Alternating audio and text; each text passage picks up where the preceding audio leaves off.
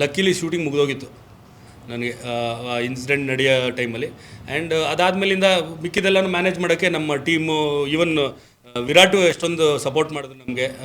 ನಮ್ಮ ಪ್ರೊಡ್ಯೂಸರ್ ಮೀನ್ executive producer frame, Jayant ಅವರೂ ನಂದು ಕೆಲಸನ ಸ್ವಲ್ಪ ಅವರು ತೊಗೊಂಡು ಎಲ್ಲ ಮಾಡಿದ್ದಾರೆ.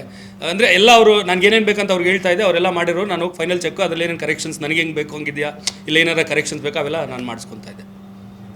ಇನ್ನೊಂದು ಸೋಷಿಯಲ್ ಮೀಡಿಯಾದಲ್ಲಿ ಒಂದು ಚರ್ಚೆ ಆಗ್ತಾ ಇದೆ ಸರ್, ದಿನಕರ್ ಸರ್ ಮತ್ತೆ ದರ್ಶನ್ ಸರ್ಗೆ ಒಂದು ಸಿನಿಮಾ ಡೈರೆಕ್ಷನ್ ಮಾಡ್ತಾರೆ, ಜಯಣ್ಣ ಅವರ ಪ್ರೊಡಕ್ಷನ್ ಎಲ್ಲ ಸಿನಿಮಾ ಬರುತ್ತೆ ಅನ್ನುವಂಥದ್ದು ಒಂದಷ್ಟು ಚರ್ಚೆಗಳು ಆಗ್ತಿದೆ.